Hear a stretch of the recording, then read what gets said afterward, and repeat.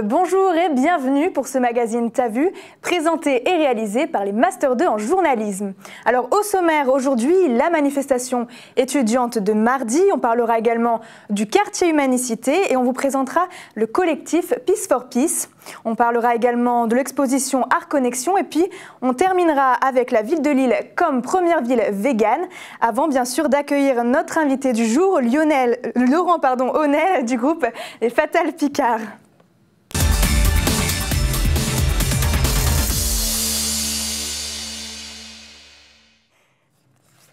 Mardi, une manifestation étudiante a lieu à Lille. Camille van der Schelden est partie sur place. Mardi dernier, le mouvement étudiant prenait encore d'assaut la place de la République. Toutefois, ses rangs semblent avoir gagné de nombreux sympathisants. Le rassemblement aujourd'hui est donc dans la continuité des actions qui ont été mises en œuvre justement par la mise en place de la sélection à l'université.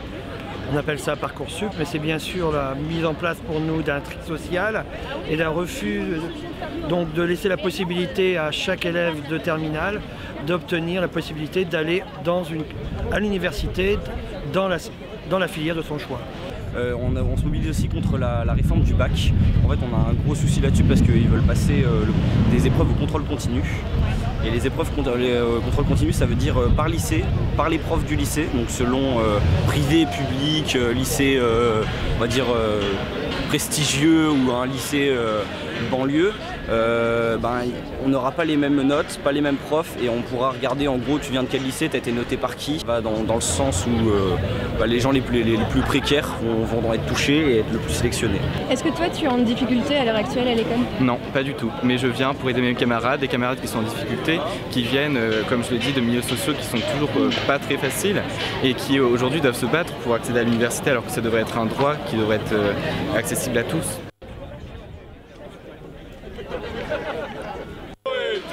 Le monde déteste la sélection et tout le monde déteste la sélection et tout le monde déteste. Si on parle en fin de compte de la répression qui a été mise en place par des groupes identitaires pour justement casser les mobilisations, elles sont inadmissibles et n'ont pas lieu d'être dans l'université. Mais il y a également aussi les interventions de la police dans l'université qui pour nous n'ont pas lieu d'être non plus. En tout cas, l'appel à la révolte semble lancé contre le gouvernement Macron. Tous les secteurs se mobilisent. Ils savent plus comment faire. Ils ont un mouvement qu'ils n'arrivent plus à contrôler, qui les dépasse. Et on en vient avec des doyens qui font appel à des fascistes pour essayer de casser la mobilisation. Ce qui au final produit l'effet inverse, puisque les gens qui préféraient aller en cours, qui n'avaient pas envie de se mobiliser, ont été indignés du fait que leurs camarades de classe se fassent agresser parce qu'ils se mobilisaient.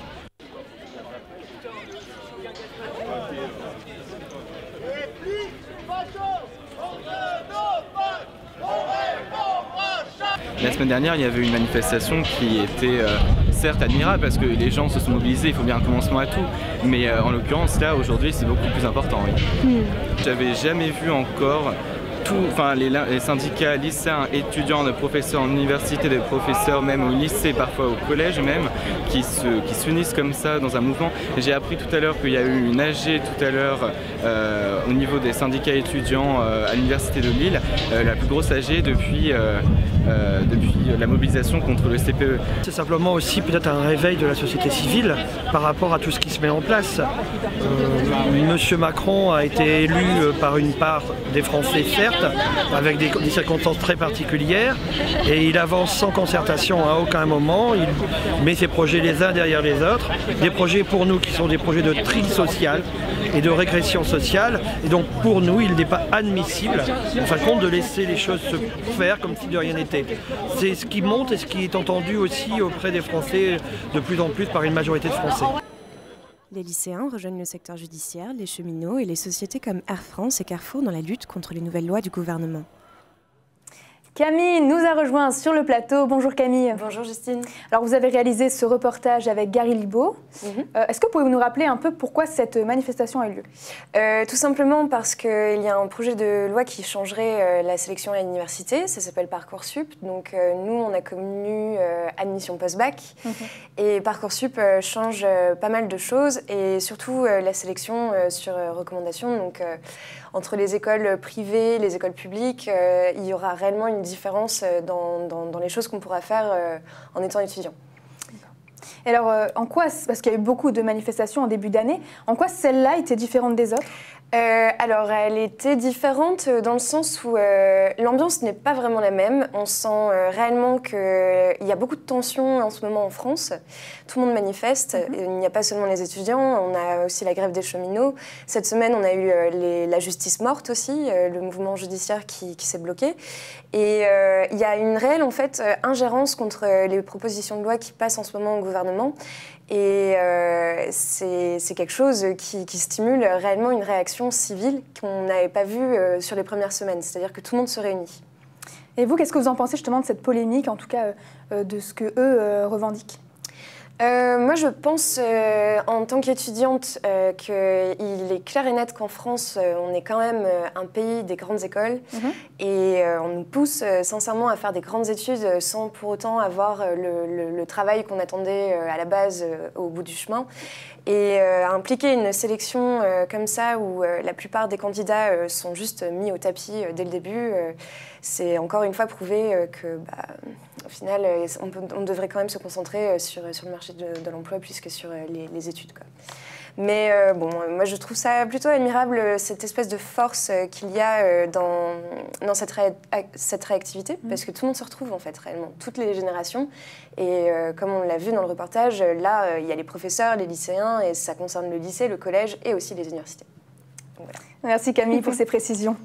Humanicité est un ensemble de quartiers qui souhaitent créer une communauté. Julia Grouz s'est rendue sur place. Humanicité est un ensemble de bâtiments qui réunit différents acteurs sociaux. Le Presque Village prône la cohabitation entre les membres qui le peuplent. Avec le vivre ensemble comme leitmotiv, tous s'organisent pour faire vivre ce quartier. Le collectif Impro en est un parfait exemple. Principalement, donc, les actions qui sont menées par le collectif, ça va être la fête de Noël, enfin, le marché de Noël au mois de décembre, ça va être la fête des voisins, donc, qui prend des formes variées en fonction des années. Où maintenant on essaie de faire une après-midi où c'est les établissements, enfin où c'est plus les établissements parce que c'est plus des heures qui conviennent, et à enchaîner aussi sur la soirée où là ça va être peut-être plus des habitants des appartements, mais où le but c'est quand même toujours qu'il y ait une rencontre. Voilà. Après il y a les fenêtres qui parlent, donc les fenêtres qui parlent, ça fait 6 ans dans le quartier, là c'est la 6e édition, donc où là on crée des œuvres. On crée des œuvres qu'on affiche aux fenêtres des rez-de-chaussée. Parmi ces divers projets ou organisations mises en place, on retrouve Le Lien, un journal créé pour et par les habitants du quartier. Un média qui, comme son nom l'indique, renforce les liens de cette communauté. Alors le journal Le Lien permet de faciliter le vivre ensemble sur le quartier pour 3 raisons. Donc d'une part par le comité de rédaction, les rédacteurs se rencontrent chaque 2 mois, donc ça crée du lien et du partage de connaissances entre des personnes différentes. Ensuite par la distribution du lien, donc les habitants par le fait de distribuer eux-mêmes le journal dans leur résidence se sentent impliqués en fait dans le quartier. Et ensuite, tout simplement par le contenu du journal, donc qui facilite la connaissance sur le quartier, qui facilite la communication d'événements qui sont ouverts à tous, de projets dans lesquels les habitants peuvent s'impliquer, etc. Si beaucoup de personnes vivant à Humanicité sont adultes, les jeunes ont eux aussi bel et bien leur place. On pourrait se baser sur entre 300 et 500 personnes. Étudiants du coup. Tous les étudiants s'entendent plutôt bien, et il y a un point de restauration qui a été mis à disposition dans ma résidence en fait, et généralement la majorité des étudiants y vont le midi, donc ça fait une bonne animation, les étudiants entre eux ça se passe super bien. Et même si Louis se plaît au sein d'Humanicité, pour lui certaines choses pourraient encore être améliorées. Une amélioration ça serait peut-être plus une population un peu plus jeune qui viendrait s'installer, pourquoi pas une deuxième résidence. et peut-être pour l'animation, plus de commerce. Alors rendez-vous dans quelques années pour voir comment cette fourmilière sociale aura encore évolué. Julia est avec nous. Bonjour Julia. Bonjour Justine. Alors est-ce que vous pouvez nous rappeler un peu ce que c'est Humanicité? Alors donc comme vous l'avez dit, c'est un quartier qui englobe plusieurs bâtiments. Humanicité est apparu dans les années 2000 et ils ont pour objectif de créer une ville harmonieuse rassemblant toute activité humaine. Donc on a des commerces, des services, des activités sanitaires, du médico-social, de l'universitaire et du culturel. Donc c'est un quartier qui met en valeur la mixité sociale parce qu'il y a plusieurs types de personnes. Comme on l'a vu, il y a des étudiants, il y a des personnes adultes, il y a des handicapés, donc c'est vraiment un très gros ensemble. C'est une communauté qui vit et qui travaille ensemble par le biais de différents projets, comme on en a entendu parler certains dans le reportage, mais il y a aussi par exemple le potager ou une émission de radio qui est réalisée par des personnes handicapées. Et donc vraiment, il y a vraiment un esprit de prôner le fait de ne pas avoir peur de la différence. D'accord. Et alors dans votre reportage, vous parlez de vivre ensemble. Est-ce que vous pouvez un peu préciser le terme? Donc le vivre ensemble, c'est vraiment l'idée même d'humanicité. Donc c'est une cohabitation harmonieuse entre individus ou entre communautés. La fête des voisins dont parle l'un des protagonistes du reportage est justement un très bon exemple pour une initiative qui favorise le vivre ensemble. Donc c'est vraiment une idée de créer du lien social entre les personnes, une entraide, une collaboration commune. Est-ce que vous auriez par exemple un exemple de projet réalisé par l'humanicité? On en a parlé un petit peu avec les fenêtres qui parlent, etc. Mais pour un projet un peu plus exceptionnel et un peu plus hors du commun, on a Jean-Baptiste Gave, dont on a beaucoup entendu parler, notamment ici sur le Media Lab. C'est un handicapé qui est atteint de myopathie, donc c'est une maladie qui est paralysante. Et il avait pour objectif donc, de faire un tour de France en fauteuil roulant. Et donc il a pu en 3 mois faire donc, ce Tour de France qui a été donc de l'Homme à Montpellier. Et s'il a réussi justement ce projet qui lui tenait à cœur, car c'était son rêve, c'est justement grâce à Humanicité qui lui a fait rencontrer des personnes qui lui ont permis de financer ce projet. D'accord. Au final, ils font beaucoup ils aident beaucoup à réaliser les projets des gens. C'est ça, c'est aider les personnes qui sont à l'intérieur et qui ensemble créent des choses pour améliorer leur vie. D'accord, merci Julia. Mais de rien. Le collectif Peace for Peace est un collectif étudiant à l'ISTC. Nicolas Lefebvre et Théo Palude ont voulu en savoir davantage. En octobre 2016, la jungle de Calais était démantelée, amenant un grand nombre de réfugiés dans la métropole lilloise. Le collectif Peace for Peace s'est formé pour changer le regard porté sur ces derniers. Donc Peace for Peace, c'est un collectif étudiant qui veut déconstruire les préjugés à l'égard des réfugiés. C'est un collectif étudiant qui est composé d'une vingtaine d'étudiants de l'ISTC à Lille et qui est né suite à 2 constats. Le premier constat, c'est que notre région est face à une crise de l'accueil migratoire. Et le deuxième, c'est que les réseaux sociaux permettent aux populations extrémistes de publier sans retenue. Peace for Peace cherche à sensibiliser l'opinion publique et venir à bout des propos haineux dont sont victimes les réfugiés. On va présenter des vidéos, on fait des micro-trottoirs, on interroge les gens, on essaye de savoir qu'est-ce qu'ils pensent sur la thématique des réfugiés, sur les propos haineux. Et à côté de ça, donc, on partage des discours positifs vis-à-vis des réfugiés. On essaye aussi de comprendre leur parcours, leur vécu. Enfin, on essaye de montrer que les réfugiés, en fait, c'est des gens comme nous tous. Nous faisons intervenir des personnes engagées et des intervenants de qualité qui maîtrisent le sujet et qui sont à même d'apporter un discours construit et qui peut répondre en fait à toute cette crise de l'accueil migratoire et donner des clés pour déconstruire les préjugés. On va organiser donc plusieurs rencontres avec les réfugiés, des rencontres sportives, des cafés puzzle, c'est-à-dire des rencontres des endroits où on pourra rencontrer les réfugiés et échanger autour de jeux et d'un café. On aura aussi, on va organiser aussi un concert et plusieurs activités qui seront toujours dans l'esprit d'échange avec les réfugiés. Le collectif étudiant travaille étroitement avec plusieurs associations de la métropole pour comprendre au mieux les problèmes rencontrés par les réfugiés. Dès le départ, à la naissance du collectif Peace for Peace, on s'est mis en relation avec des associations qui agissent déjà sur la métropole lilloise pour les réfugiés. On se considère plus comme un relais puisque nous sommes après tout simplement des étudiants en communication, donc nous utilisons les outils que nous maîtrisons, c'est-à-dire la communication et les réseaux sociaux. En revanche, on peut se considérer comme un relais entre les réfugiés et les associations compétentes. Les étudiants en communication espèrent pérenniser leur projet et que celui-ci déconstruise les préjugés dont sont victimes les réfugiés. Ça sent la carabine. Théo est avec nous sur le plateau. Bonjour Théo. Bonjour Justine. Alors j'aimerais bien en savoir un peu plus sur le nom. D'où vient le nom Peace for Peace? Directement, on commence par le nom. Alors Peace for Peace, ça vient du fait qu'ils assimilent leur collectif à un puzzle, parce que pour eux, chaque être humain est complémentaire, avec une langue, une culture différente, mais tout ça rassemblé, ça permet d'être très hétérogène et tout le monde peut être complémentaire. Donc voilà, c'est pour ça qu'ils appellent ça Peace for Peace, donc chaque être humain pour la paix au final. Très bon accent anglais, Théo. Exactement, on le travaille souvent l'accent anglais dans ce master. J'ai remarqué. Du coup, on parle tout le temps de collectif dans le reportage. C'est quoi la différence un peu avec une association, par exemple? Alors, pour le coup, le collectif, ils sont considérés comme un collectif parce qu'ils ne sont pas sous un régime associatif. Ce n'est pas non plus un projet étudiant, donc pas un projet qui conduit leur année, qui vont suivre toute l'année et auquel ils auront une note à la fin. C'est vraiment juste un collectif, c'est une initiative, c'est une prise d'initiative, c'est une prise de conscience réalisée par cette vingtaine d'étudiants de communication et l'ISTC. Donc voilà, c'est un projet qu'ils ont souhaité faire eux-mêmes en parallèle de leurs études.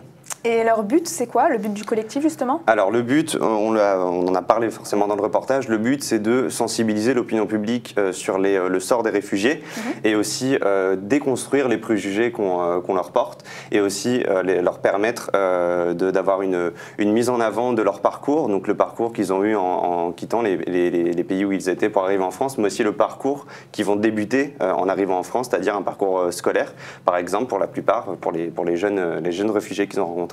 Donc voilà, c'est mettre tous ces éléments en valeur. Et vous avez des exemples d'événements qu'ils organisent? Alors justement, ce mardi à 18h, donc mardi 17 avril, ils organisent une conférence à l'ISTC à partir de 18h où ils vont du coup déconstruire les préjugés. Ça sera une conférence qui va aussi revenir, comme je vous le disais, sur le parcours des réfugiés parce que certains seront présents, donc pourront expliquer un petit peu comment ça s'est déroulé, leur départ dans le pays dans lequel ils étaient. Et il y aura 3 invités, donc il y aura Virginie Tiberien qui est fondatrice de l'école des Dunes à Calais.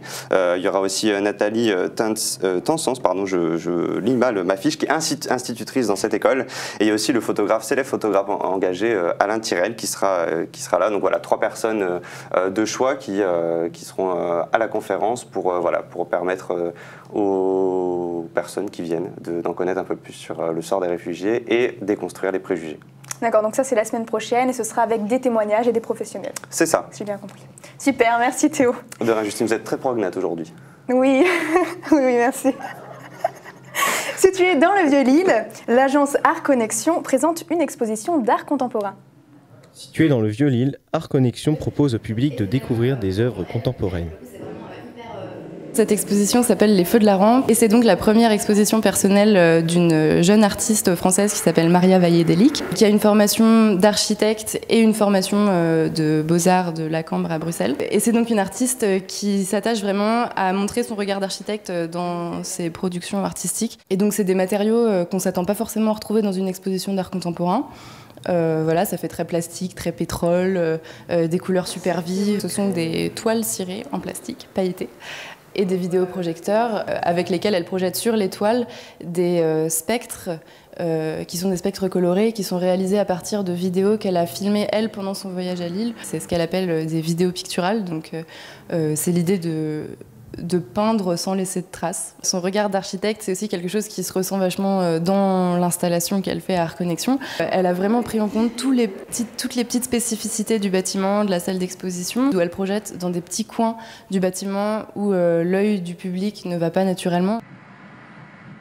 À l'étage, l'exposition continue. L'artiste nous emmène dans son jungle trip entre hallucinations psychotiques et voyages oniriques. C'est tourné dans le parking de la MEL, de la métropole européenne de Lille, qu'elle a tourné en mars 2018 pendant son travail ici à Lille pour Art Connexion. Et donc c'est son 4e film qu'elle tourne dans un parking. C'est des espaces qu'elle aime beaucoup utiliser pour son travail parce que c'est des espaces urbains, un peu underground, où on se promène pas souvent dans la vie, où on va pas sans but, où on n'y va jamais en tant que piéton. Et c'est des espaces qui ont été très peu investis par les artistes. Et c'est aussi souvent, parfois, des espaces qui sont architecturalement intéressants. Donc elle tourne pas dans n'importe quel parking. Et donc le parking de la Melle, c'est un parking qui est en spirale, comme ça, qui est très profond, qui descend avec une végétation en bas et tout, qui a plein de spécificités hyper intéressantes à exploiter. Et donc elle a décidé de tourner son film là-dedans, avec caméra embarquée sur une voiture, filtre sur les phares qu'elle utilise comme projecteur. Et voilà, donc des matériaux très simples avec lesquels elle fait quelque chose d'assez chouette. Une exposition à découvrir jusqu'au 16 juin 2018 à Art Connexion. Et je suis accompagnée de Marine sur le plateau. Bonjour Marine. Bonjour Justine. Alors on a entendu dans le reportage que l'Art Connexion c'est une agence, pas un musée. Du coup, est-ce qu'ils présentent d'autres projets? En fait, oui, comme vous venez de le mentionner, ils ne font pas que des salles d'exposition, mais c'est une agence de médiation culturelle. Et c'est aussi un moyen de mettre en place des objets d'art contemporains, de les externaliser. Donc par exemple, vous souhaitez mettre une œuvre contemporaine dans l'espace public, vous allez les voir et eux, ils se chargent des formalités. C'est pour ça qu'il ne faut pas hésiter à sonner à la porte, parce qu'ils travaillent à l'étage et donc pour aller voir l'exposition, il ne faut pas hésiter à sonner, c'est ouvert, mais la porte est fermée. Et du coup, vous êtes rendu sur place. Oui. Qu'est-ce que vous avez pensé de l'exposition? Alors, il faut savoir que j'ai une approche particulière vis-à-vis de l'art contemporain, surtout au niveau des vidéos. Je trouve ça assez angoissant, oppressant, et l'atmosphère qu'elle y a mis avec ces jeux de lumière, ces flashs et la musique n'ont pas changé en général l'art contemporain au niveau des vidéos. Je trouve ça assez angoissant et oppressant. D'accord. Merci Marine pour ce débriefing. La ville de Lille serait la ville la plus végane de France. Nous avons enquêté sur le sujet avec Rachel Pomerol et Charlotte Léré. Lille a été élue la ville la plus vegan-friendly de France, en étant la ville qui compte le plus de restaurants véganes par habitant, 16,3 pour 100 000 Lillois. Pauline est devenue végane à 15 ans en quittant le foyer familial. Elle n'imagine pas faire marche arrière. J'élimine tout ce qui est produits animaux, donc viande, poisson, du lait, le beurre, le fromage et il doit y avoir les œufs aussi. Je pourrais vraiment pas revenir à manger de la viande. Par contre, ça me dégoûte pas d'en voir. Je peux la toucher. Au quotidien, c'est simple. Je vais en supermarché. Tout produit rayon fruits et légumes, c'est ce que je préfère parce qu'on trouve vraiment son compte. Et puis après, les recettes, on les connaît. On n'a pas besoin de faire quelque chose de très élaboré non plus. Ça peut être redondant, mais du coup, après, en fonction des saisons, les produits tournent. Donc ça, c'est intéressant. Et puis après, ce qui est bien, c'est que maintenant, les supermarchés ils commencent à établir des rayons spéciaux pour des produits végétaux. Et on peut trouver son compte. On peut trouver des steaks de soja, on peut trouver du haché végétal, on peut trouver du fromage végétal en fonction des goûts plus ou moins bons. Et donc ça, c'est intéressant.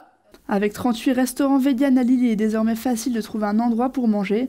Même s'il faut parfois vérifier la carte pour être sûr, les restaurants véganes se veulent accessibles à tous. Soit je regarde la carte avant des restos, soit j'ai ma liste prévue sur mon téléphone et je sais que tel endroit ouvre à telle heure, tel jour, qui propose ça et que, par exemple, je fais un tri. Si je suis avec quelqu'un qui aime bien manger de la viande, je vais aller plutôt dans un restaurant qui offre des produits aussi pas non végétaliens. Où comme ça, on peut chacun se faire plaisir. À Lille, je sais nous on a fait 100% vegan. Après, il y a eu la phase B qui était 100% vegan aussi. Et entre-temps, dans la même année où on faisait la cuisine, il y a Végétalez-vous, qui est une boutique du coup, qui propose des produits vegan. Moi, je rencontre les clients ici qui viennent manger le midi, ils ne sont pas forcément vegan.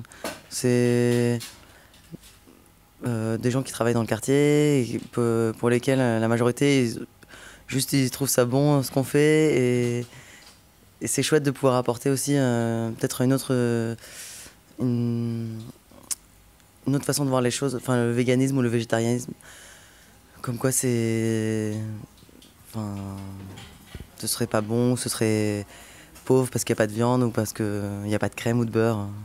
Du coup, nous on est contents de pouvoir proposer des plats Enfin voilà, d'avoir une clientèle qui est habituée et on doit avoir une centaine de plats. En 2 ans et demi, on a dû faire une centaine de plats différents.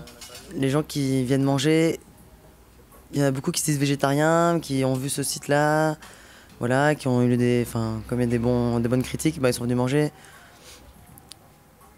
Je sais pas si ça se développe. Oui, je pense qu'il y a eu le premier marché vegan en novembre 2017. Il y va y avoir d'autres événements.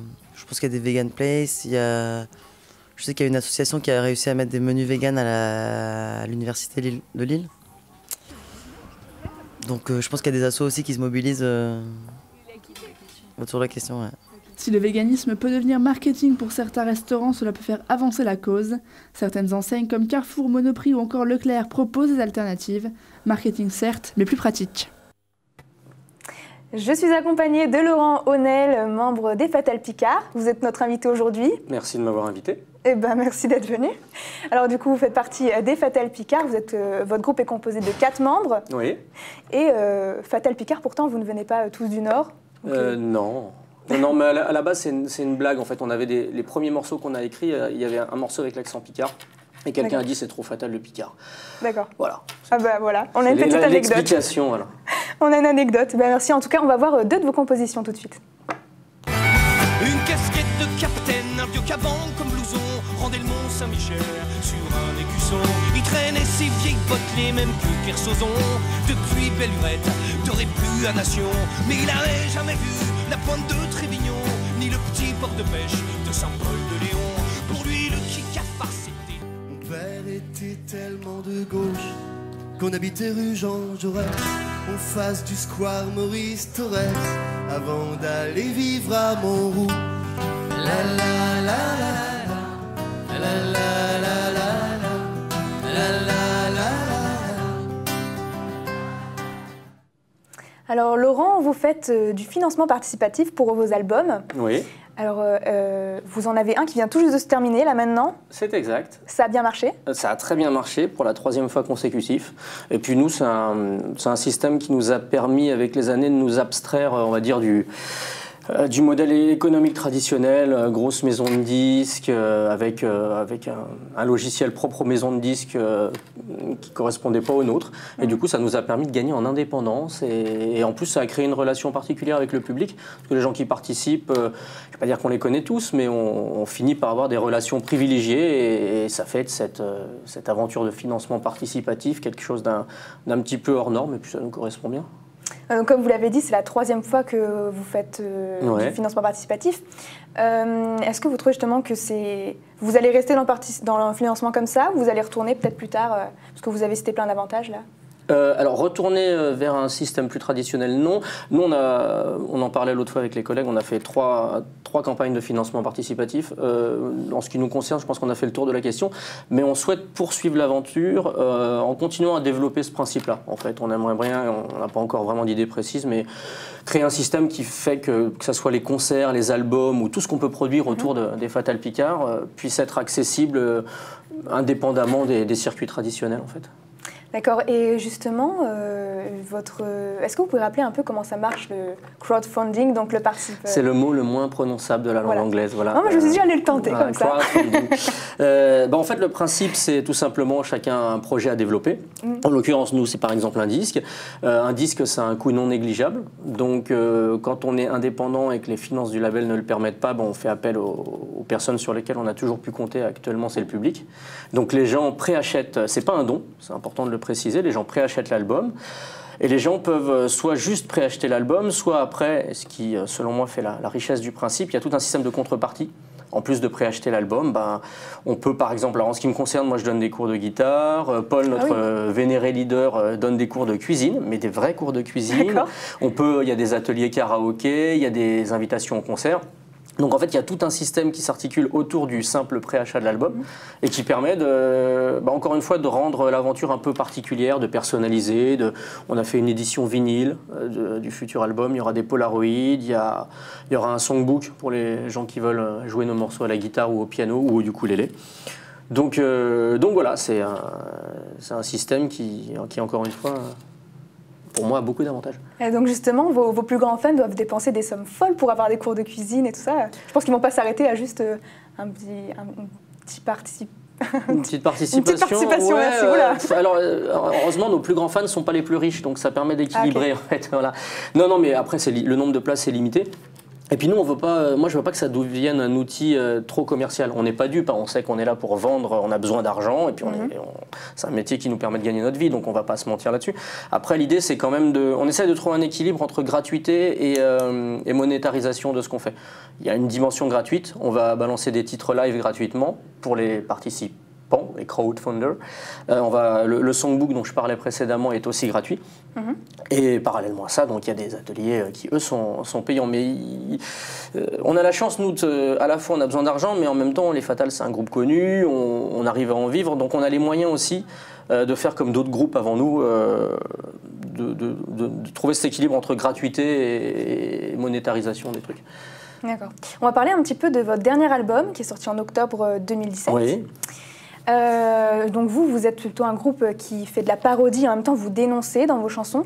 Ouais. Et on a l'impression que dans ce dernier album, vous vous orientez plus vers tout ce qui est dénoncer les sujets importants de la vie. Ouais, alors le truc parodique, moi j'aime plus trop. On l'a fait au début, hein, les trucs parodiques, c'est resté dans les trucs de Wikipédia et compagnie, mais on s'est éloigné de la parodie parce qu'au bout d'un moment, on a trouvé notre voie. On a essayé. Après, dénoncer, on parle de sujets qui sont pas toujours... on parle de sujets clivants. On a parlé d'homophobie, de pédophilie dans des albums précédents. Là, sur le prochain album, mais qui n'est pas encore sorti, on parle par exemple de l'affaire Lafarge en Syrie, où on a parlé de Poutine de manière décalée sur l'album qui lui est déjà sorti. Donc l'idée, c'est pas de... Encore une fois, on n'est pas dupe, on n'est pas là on va pas changer le monde en chanson, mais on donne notre avis, et notre avis, on le fait en chanson, en fait, voilà. Oui, par exemple, pour la chanson de votre dernier album, Tais-toi et creuse, ou encore À la vie, à la mort. Ouais. Donc ça, ce sont plus des chansons qui dénoncent. Ouais, après, alors, Tais-toi et creuse, c'est un peu particulier parce qu'effectivement, c'est parti d'un article qu'on avait lu sur les travailleurs népalais qui meurent actuellement en construisant les infrastructures du Qatar. Et c'est des chansons, c'est un peu, moi j'ai une position compliquée là-dessus parce qu'en tant qu'auteur, à la fois, plus le temps passe, plus on est bien conscient du peu d'impact que les chansons ont, et en même temps, on ne peut pas s'empêcher de les écrire. Donc on avait envie d'écrire une chanson pour témoigner artistiquement, on va dire comme ça, du destin de ces gens-là. Quant à La vie à l'Armand, il y a toujours un con avec un drapeau breton, c'est prouvé scientifiquement. Enfin, je veux dire ça là-dessus. Ce sont des choses qui vous. Moi j'étais un con. Non, les Bretons l'ont bien pris globalement. Il y a certaines personnes qui nous ont dit, vous dites que les Bretons sont cons. On ne dit pas que les Bretons sont cons. On dit qu'il y a des gens, toujours des drapeaux bretons, et que la musique, c'est par essence quand même la forme artistique la plus, on va dire, œcuménique, la plus. Moi, quand j'ai vu ce fameux drapeau breton à un concert de Rammstein, en l'occurrence, je me disais, mais qu'est-ce qu'on vient faire avec un drapeau breton? Mais ça aurait pu être un crétin avec un drapeau palestinien ou israélien, ça aurait été pareil. Hein. Ça aurait peut-être fait plus polémique encore. Ah bon, on aurait plus de problèmes, on aurait été taxé soit d'antisémitisme, soit d'anti-palestinisme. Je ne sais pas si ça existe, mais ça fera un isme de plus. Hein. Voilà, exactement. Voilà. Alors, comme vous l'avez dit, vous êtes l'auteur un peu du groupe. Je ne suis pas le seul, mais ça m'arrive. Et où est-ce que vous trouvez l'inspiration pour vos titres? C'est des Chinois. On a un atelier clandestin en fait. C'est bon à savoir. Voilà. Non, mais les Chinois font de très bonnes chansons en français en fait. D'accord. Voilà. Non, on passe beaucoup de temps ensemble en fait. On passe beaucoup de temps ensemble dans le camion, sur la route, on fait beaucoup de concerts. Puis on discute, on lit les journaux, il y a plein d'infos. Je parlais de l'affaire Lafarge en Syrie, à un moment on s'est dit tiens, ça serait marrant de faire une chanson là-dessus pour essayer d'évoquer ce sujet. Et puis on essaye d'écrire aussi, on avait fait une chanson sur le sport et les sportifs. Après, on a fait Tais-toi et creuse sur les infrastructures de la Coupe du Monde. Et là, on restait du coup au Moyen-Orient. Moi, j'aime bien l'idée que les chansons, elles aient parfois il y a des passages de relais entre chaque chanson. Il y a des petits, et ça constitue une histoire un peu plus globale. En fait. D'accord. Et de quel titre vous êtes le plus fier en fait dans cet album? Alors là, je sais pas si la fierté et la musique, c'est un peu compliqué. Il n'y en a pas un qui ressort du... Ça dépend, c'est pas toujours pour la même raison. Moi, j'aime bien Tais-toi et creuse parce que quand on finit une chanson et qu'elle tient la route, je trouve ça vachement agréable. Et je suis toujours fasciné par le fait que des milliers de personnes après la chantent. Ça, c'est un truc... en tant qu'auditeur de chansons, ça m'a toujours fasciné le fait qu'un truc aussi, entre guillemets, simple et artisanal qu'une chanson puisse toucher autant de gens. Après, il y a des chansons, moi j'adore le Reich des licornes parce que quand on la joue sur scène et quand on balance nos licornes gonflables, je trouve ça cool de la jouer. En tant que guitariste, j'ai du plaisir à jouer des trucs comme ça. Donc voilà, fierté, je sais pas. Mais, c'est d'accord. Quels sont vos prochains projets? Ah bah là, on écrit le 9e album, on est dessus, on est en plein dedans. Là, je finis l'interview et je rentre chez moi pour avancer sur les maquettes. Celui qui vient d'être financé, justement. Ouais, exactement. Okay. Ouais. On a prévu de le sortir. Il va sortir 1er janvier 2019. Ah, donc ça enchaîne, en fait, là. Ah ouais. Bah nous, c'est ce que je disais à quelqu'un de votre équipe, c'est on vit de la musique sur la route, mais les professionnels de la profession, quand vous appelez, quand notre tourneur appelle pour avoir un concert, une des premières questions, c'est vous avez quoi comme projet? Il y a un nouvel album. S'il n'y a pas de nouvel album, c'est plus difficile. Donc on fait des albums, on n'est pas contraint et forcé, mais on a une espèce de calendrier comme ça. Donc là, il faut qu'on finisse cet album courant septembre pour qu'il sorte l'année prochaine. Et comment on tient le rythme justement entre faire des albums comme ça et tout de suite enchaîner avec les concerts tout le temps? Parce que vous en faites quand même beaucoup. À la drogue. À la drogue, principalement. Après la drogue, chacun met ce qu'il veut dedans. Moi, c'est le Bourgogne, hein, personnellement. D'accord. Donc voilà. Non, mais ça, la drogue, non, on est trop vieux maintenant pour ça. Non, mais on a l'habitude, en fait. Puis c'est notre métier, c'est pas l'usine. Hein. Je veux dire, on a quand même du temps. On a du temps ensemble, on a du temps chez soi. Et puis on est une vraie équipe d'amis. En fait, on discute beaucoup. Le groupe, il s'est construit. On a vécu des moments très chouettes, des moments très durs, et on a une relation qui fait que on peut toujours discuter. Et on avance en permanence. On n'a pas une espèce de calendrier avec là on est en répète, là on est sur la route. C'est un projet global, Les Fatales, qui parfois s'incarne sur scène, parfois s'incarne dans des chansons. Et du coup, ça nous permet d'être toujours en discussion et d'avancer tranquillement. Juste rappeler pour nos téléspectateurs que la drogue est dangereuse pour la santé. Et Ah oui, non, c'est la loi E20 qui porte bien son nom. Exactement. Et du coup, est-ce que c'est pas énervant parfois de jouer tout le temps les mêmes musiques à chaque concert? Parce qu'il y en a que vous jouez à chaque concert quand même des musiques. Ouais. Bon, non, mais ça fait partie du travail. Encore une fois, le plaisir qu'on a à voir les gens être heureux, ça nous permet, effectivement, si à chaque fois qu'on jouait le même morceau depuis 15 ans, les gens nous jetaient des tomates et en nous traitant de tous les noms, on se poserait peut-être la question de la pertinence du truc. Mais non, moi, je trouve ça super émouvant, en fait, à chaque fois. Et puis après, on essaye, il y a beaucoup d'improvisation sur scène. Donc, ce qui fait que chaque concert, on a beau avoir plus ou moins tout le temps les mêmes chansons, même si ça change quand même. On a des échappatoires et puis puis c'est un peu un happening, un concert des Fatales Picard. Donc il y a des chansons, des fois on en a marre, la chanson de l'Eurovision par exemple. On se dit mais c'est peut-être celle qu'on a écrite. C'est une des plus connues donc. Ouais, puis on l'a écrite sous la contrainte. Pour le coup, il y avait une obligation. On l'a écrite, c'est une chanson un peu hors sol dans la carrière des Fatales, donc celle-ci, elle nous ennuie parfois un peu, mais les gens sont contents. On va quand même rappeler que c'est l'amour à la française, c'est bien ça? Bien, voilà. Vous êtes très bien renseigné. Je fais mon travail, non j'adore, j'avoue, je la chante tout le temps. D'accord. Est-ce qu'on peut parler peut-être de vos prochaines dates de concert? Oui, c'est une très bonne question. Je vais me recueillir pendant une vingtaine de minutes. Non, on est en Belgique, là, le prochain, le 21 avril. On joue en Belgique, mais alors du côté du Luxembourg. Après, il vaut mieux aller sur notre Facebook, parce qu'on fait 80 dates par an, et malheureusement... Enfin, non, heureusement, j'ai d'autres personnes qui sont payées à ma place pour s'en souvenir, en fait. Mais c'est pas moi. D'accord, merci beaucoup. Merci à vous. Et j'ai une surprise pour vous. Génial. Parce qu'en fait, on a ramené une guitare. Hein? On a ramené une guitare. Wow, trop bien. Voilà. Donc peut-être que vous pouvez nous faire un petit morceau, rien que pour nous, en direct. Ah ouais, alors je suis le plus mauvais chanteur de l'histoire. Très bien. Elle est accordée au moins? Oui, elle est accordée. D'accord, mais je sais. J'espère. Mais je sais pas quoi jouer en fait. Là, vous me prenez totalement en... Je fais du blues moi à la base, donc je vais faire du blues, c'est chiant, et puis au moins les gens pourront passer à taper.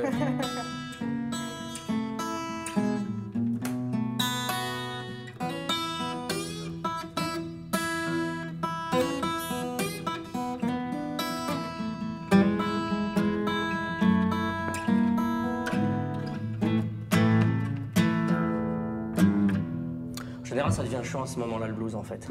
Donc voilà. Je sonne bien, hein. Je vois que l'université catholique est bien équipée.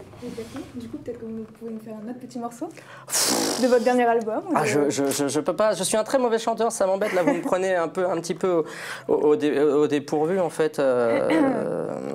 Qu'est-ce que Je sais pas, je peux pas botter en touche comme ça et en même temps je suis mauvais. Vous n'êtes pas mauvais. Non, mais je suis guitariste, moi je suis pas chanteur. C'est un moment très particulier pour les caméras.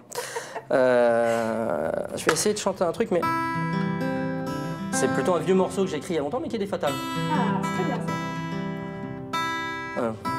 J'habite en plein cœur de Paris, au bord du canal Saint-Martin. Un rez-de-chaussée, quai de Valmy, sans balcon ni petit jardin. C'est pas la mer malgré les mouettes, la pointe du Raz sans les embruns. Faut savoir faire des sacrifices quand on veut rester parisien. « 12 mois par an, je vis au grand air, au bord du canal Saint-Martin. Je regarde passer les pigeons et les amants main dans la main. De la fenêtre de ma chambre, je compte les touristes sur les bateaux. J'oublie une heure que je vis autant, au bord du gouffre, au bord de l'eau. » Voilà. C'était un extrait, après vous pouvez le télécharger légalement ou illégalement. Légalement, c'est mieux quand même.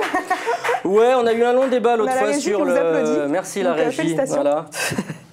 On a eu un long débat sur le téléchargement légal ou illégal et on s'est aperçu que le téléchargement illégal nous avait fait presque plus de bien que le légal en fait. Ah bon? En fait, l'illégal nous a ramené beaucoup de gens en concert et le légal, les auteurs-compositeurs sont tellement mal rémunérés sur les plateformes genre Deezer ou Spotify qu'on se retrouve dans une logique où finalement on a légalisé quelque chose sans légitimer en fait les choses. C'est toujours le légal, le légitime, la frontière est ténue. En l'occurrence, voilà, c'est pour ça qu'on ne va pas défendre le téléchargement illégal, mais on ne va pas non plus défendre le téléchargement légal plus que ça, en tout cas pas moi. Comme quoi on en apprend tous les jours. Il paraît. Ah oui. Merci beaucoup Laurent, restez avec nous parce qu'on va maintenant passer à l'agenda culturel avec Camille. Eh ben, bonjour Camille. Voilà, ah non, c'est là. Bonjour Camille. Bonjour Laurent. Merci. Bonjour. Tu restes avec nous pour l'agenda culturel? Avec plaisir, j'adore les journées culturelles. Alors, qu'est-ce que vous avez prévu de faire ce week-end? Eh bien, j'attends vos recommandations. En plus, c'est là où on a fait notre premier concert à Lille. Au Biplan. Eh oui, exactement. exactement. Et ben voilà, alors le Biplan, une salle mythique du centre-ville. Mais base de plafond. Oui, c'est vrai. Alors, elle est dans une cave, la scène, et ça a son charme, mais vraiment, ils ont une énorme programmation depuis quelques années, enfin même plusieurs années, parce qu'ils fêtent leurs 20 ans ce soir. Donc, l'entrée est à 5 € pour des concerts de 20h à 1h du matin. Et la particularité de cette soirée, c'est que différents genres musicaux se réunissent, avec par exemple Starglider pour le rock, Jacques Arré pour la musique latine, Frank Rocket pour du punk garage, le tout arrosé de folk irlandais. Ah, on s'y attendait pas. Si vous voulez découvrir le folk avec irlandais. les Richsell Irish Boys. Donc l'occasion de découvrir cette salle si vous ne la connaissez pas encore.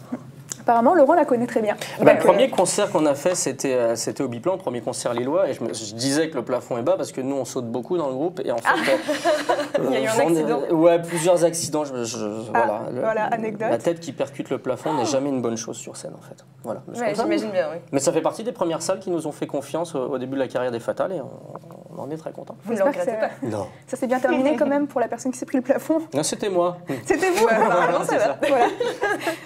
Donc ensuite, on les attendait impatiemment, les voilà, les Nuits de la Filature, investissent donc les Halles de la Filature à Saint-André-les-Lilles. Donc 2 nuits dédiées à la danse, car un espace de 4000 m² industriel quand même est mis à disposition pour ce festival, où résonnera une programmation électronique de choix, donc Agoria, Charlotte de Witt, Molécule, Terence Parker et j'en passe. Par contre, c'est un certain budget, le pass de jour est à 60 €, la soirée de ce soir est à 36 € et celle de demain à 33 €. C'est l'avant-dernier week-end aussi pour l'exposition Océan au Frénois. Je ne sais pas si vous savez ce qui a investi le cinéma Le Frénois à Tourcoing. Ah, moi, j'ai aucune idée. Donc, c'est une exposition basée sur une expédition qui a été réalisée entre des étudiants du Frénois, des scientifiques, des artistes, des designers. Ils sont partis en fait sur un bateau à travers le Pacifique et l'Atlantique, découvrir toutes les problématiques de l'océan. Donc surtout, aujourd'hui, on en entend beaucoup parler avec le continent de plastique, par exemple. Ils ont monté toute une exposition avec des courts-métrages, des objets qu'ils ont ramenés de leur expédition, des films faits sur des îles. Et voilà, donc pour 3 à 4 €, vous pouvez découvrir cette exposition et elle s'arrête le week-end prochain. Si ça s'adresse déjà à des plus petits budgets, en tout cas. Oui, voilà, c'est ça. Donc il y en a pour tout le monde. Il y en a pour tout le monde. Donc deuxième exposition à la piscine. Comme vous le savez, la piscine est fermée pour des travaux jusqu'au début de l'hiver. Et ils ont quand même une exposition. Oui, alors Ils sont forts en communication à la piscine parce qu'ils exportent leurs expositions au vestiaire, donc une petite salle à côté du musée. Et ça tombe bien que ça s'appelle le vestiaire, car c'est une exposition des collections de la Maison des Modes de Roubaix. Donc sur 5 temps différents, 5 expositions éphémères. La première commence ce week-end et la dernière se terminera fin juillet, donc on a le temps même si on rate ce week-end. Merci.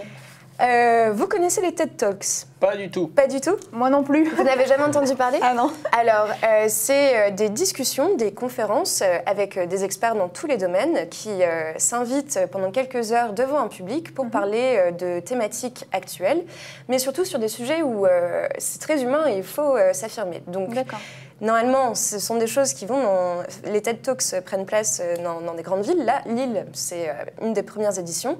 C'est de 17h à minuit demain et c'est donc une soirée conférence qui abordera cette fois-ci la question d'équilibre dans un quotidien où le monde n'a de cesse de changer. Donc si vous êtes plutôt philosophie, n'hésitez pas à y aller. C'est peut-être proposer à Gary du coup. Voilà. Et enfin, les étoiles du piano. Donc là, on parle du concours international du piano des Hauts-de-France et c'est la première édition. Les sélections ont été faites cette semaine et c'est demain à 15h à l'Hôtel de Ville de Roubaix que les concerts des lauréats aura lieu. D'accord. Donc là, c'est la finale, c'est ça? C'est la finale. Ok. Et pour 10 €, vous pouvez découvrir donc les gagnants. Ah, donc ça va, c'est pas très cher quand même pour une finale. Non, ça va, ça va. Après, c'est bien aussi pour les jeunes talents de la région. Exactement. Et l'événement aussi le plus marquant, c'est quand même notre dernière émission de l'année. Oui, c'est ça, c'est notre dernière émission de l'année.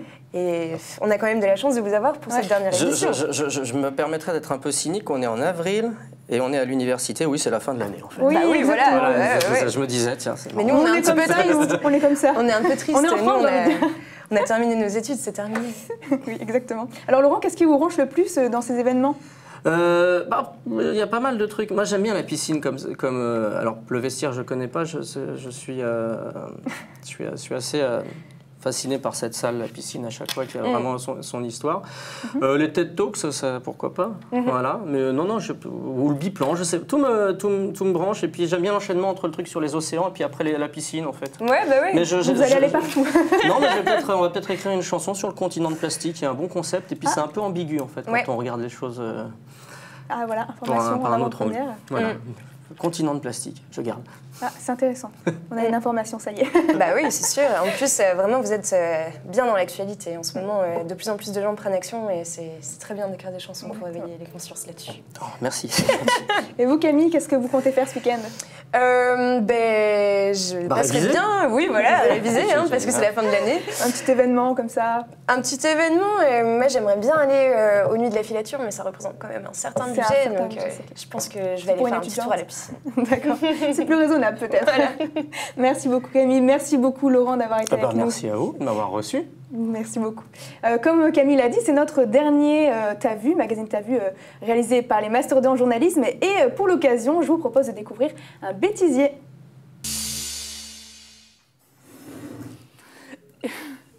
Et nous allons commencer tout de suite.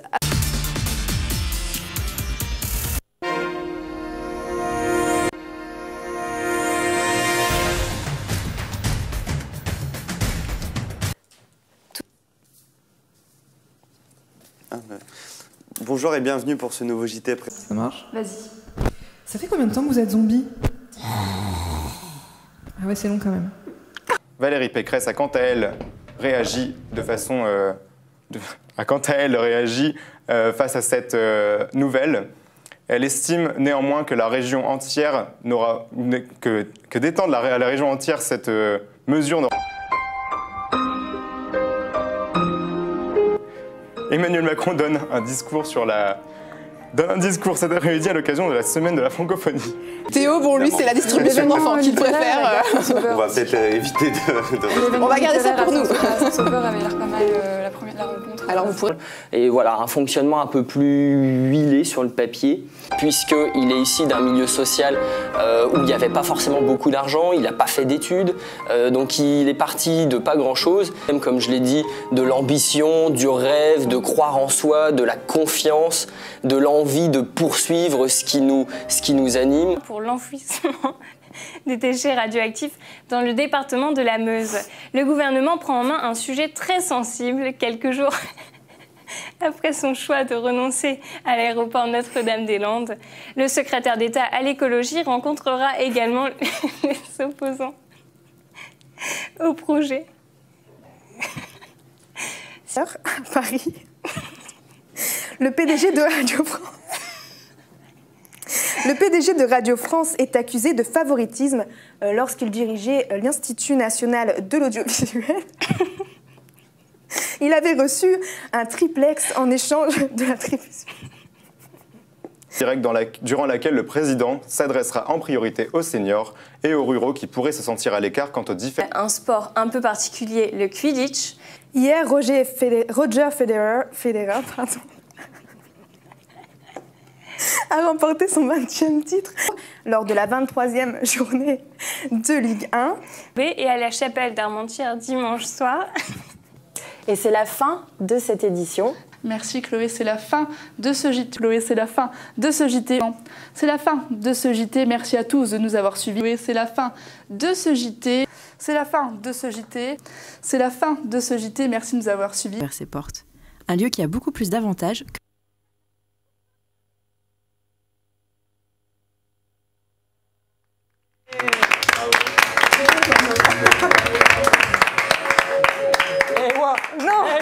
On ne voit pas. Voilà, c'était notre dernier JT. Merci à tous de nous avoir suivis. Notre dernier JT, c'est prévu. Notre dernier, t'as vu. Et je propose que pour l'occasion, on laisse le mot de la fin à Charlotte, qui va nous prononcer le dernier. T'as vu. Eh bien, c'est la fin de ce T'as vu de cette année. Merci à tous de nous avoir suivis et à bientôt. Au revoir.